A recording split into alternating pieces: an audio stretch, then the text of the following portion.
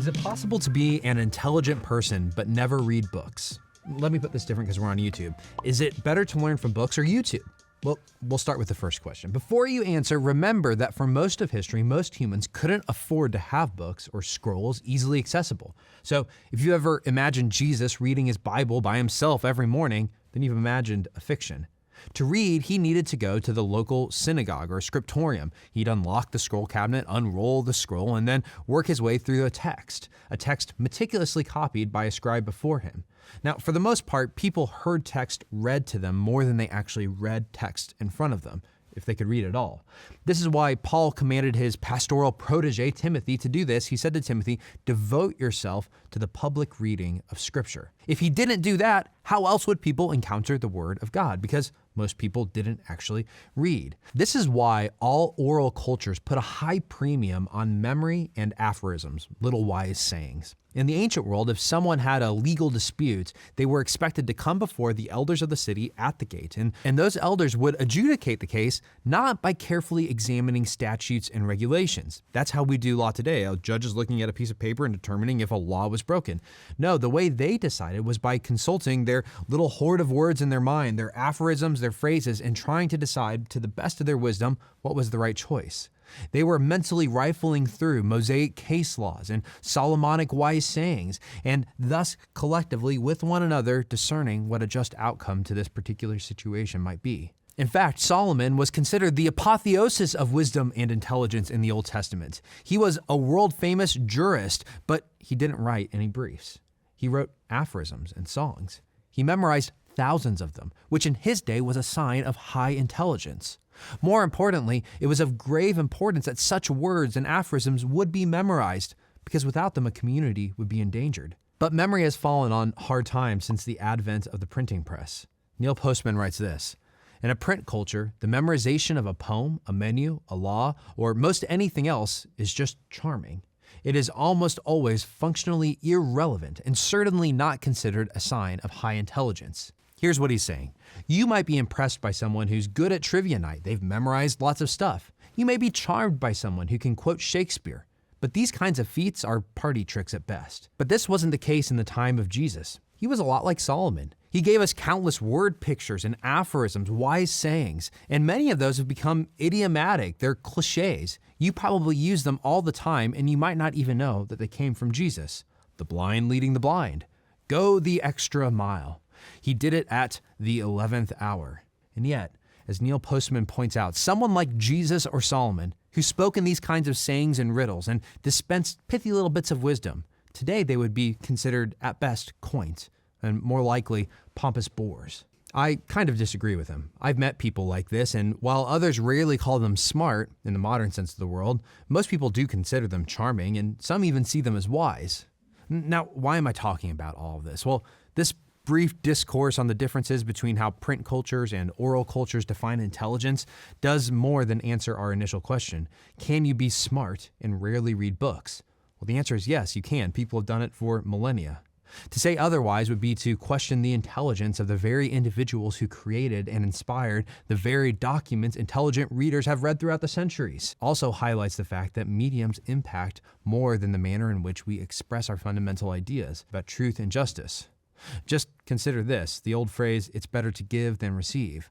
Well, that might work well in an ancient property dispute over a property line, but one has trouble imagining a modern judge accepting such a verdict from a jury. It also impacts what we value in truth tellers. Again, Postman writes, lawyers don't have to be wise, they just need to be well briefed. And so in a culture based on print, we don't value wisdom as much as we value information on a page.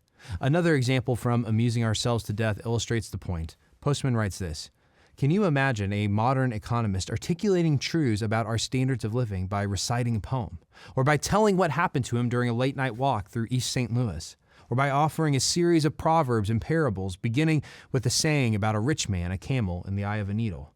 The first would be regarded as irrelevant, the second as merely anecdotal, the last childish. Yet these forms of language are certainly capable of expressing truths about economic relationships, as well as about any other relationships, and indeed have been employed by various peoples.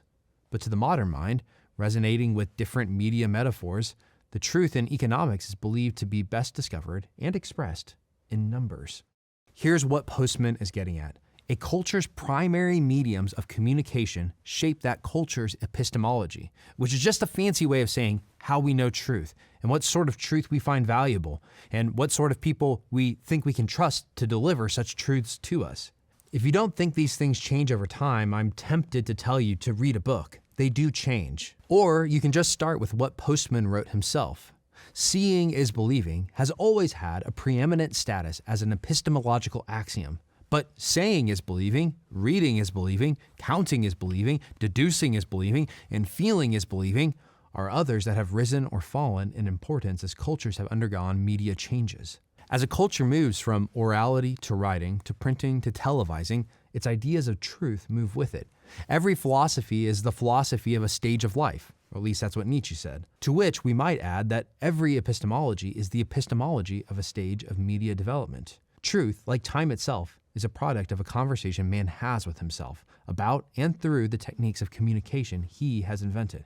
Now, it must be said that Postman is not a relativist. He believes in objective truth, and so do I. But anyone who claims to know anything is a highly subjective and impressionable person. And this is why we've had to find many new ways to talk about truth and to understand the truth and to explore important concepts like justice. But as Christians, we must always wrestle with the fact that God's self-revelation, how he's revealed himself to you and me, well, that's come through the Word made flesh, Jesus. And secondarily, it's come through the Word itself, the scriptural words in the Bible that point to him. As I explored in an earlier video, God rejects images in the Old Testament in favor of words. And those words do create a unique kind of epistemology, a unique way of thinking about the truth. It also creates a form of intelligence that requires a number of really challenging things. If you want to read, you have to have long attention spans. You have to be able to navigate abstract concepts and metaphors. You have to have the ability to evaluate tone, connect textual repetitions, detect underlying meaning, evaluate opposing ideas, and delay verdicts until an argument is finished. Abstraction is perhaps the most important thing to note. In fact, I think it's really interesting that archaeologists will tell you that Israel's ceramic and statuary art was very underdeveloped compared to that of other nations. They weren't good at images. The one thing that stands out was their words. They excelled in the abstract. They excelled in the poetic more than the concrete. All this finally brings me to my second question. Are books better than YouTube? Now, I ask that with no snobbery. I love YouTube. This is a YouTube channel, and I have a number of favorite channels that I enjoy watching. But I have to confess that I don't go to YouTube for anything terribly serious. Mostly I like to watch about cooking, butchering, and video games. Problem with YouTube, as Postman once said of TV, isn't all the trivial content. The problem is when YouTube becomes serious. Because the minute we begin to view YouTube as a serious medium for serious discourse, it begins to reshape what we think of as intelligence, what sort of truth we prefer to convey, and what sort of truth we deem valuable. And of course, this is the case for TikTok, Instagram, Twitter, and every other media platform out there. And just to be clear, I'm not asking this question about whether YouTube is better than books or the other way around. I'm not asking it as a hypothetical question. I recently met an intelligent, precocious YouTuber who produces quality content on theological issues. And I asked her what books she was reading because I assumed those books were precisely the sort of place she went to find her theological knowledge.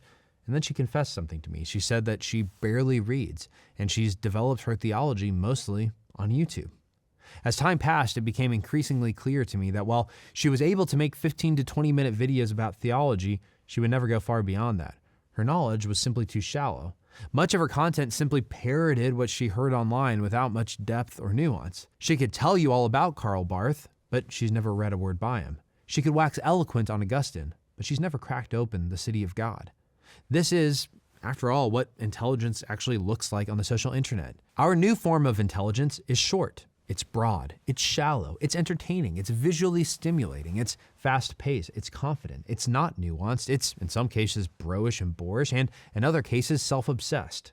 And of course, the sort of people we trust in this kind of environment are those who have higher than normal levels of attractiveness, the kind of people who exude a sense of authenticity and sincerity. They make us feel like intimate partners by drawing us into the camera and bringing the camera close to their face and capturing scenes from their posh lives. These kinds of truth tellers capitalize on trends and they follow the algorithm, and it's all just so much fun, isn't it? I could keep going. I could explain, for example, why close-up shots of faces are perfect for standpoint epistemology. I could discourse on how the modern trans movement only went mainstream because of the sorts of truth that are easy to tell on early blogging sites, the kinds of truth that algorithms tend to prioritize. I could also wax eloquent about one man's need to start his own social media platform because he intuited that controlling that platform was a way to control other people's minds. But here's the bottom line. No one escapes. As Postman wrote, the water is polluted. The environment is sullied. Yes, we book readers may sail across the surface of a once clean textual river, but now that river is muddy and all the fish are dead. We can sail over the top of it, but it's not the same. It's sick. The missional question, which is arguably the axis on which we do everything here, well, the missional question is whether we can enter into this new epistemological environment with our tin hats and emerge unscathed. I suspect the answer is probably no, and that this is simply a sacrifice we all have to make, or at least some of us have to make the gospel available in these dark times.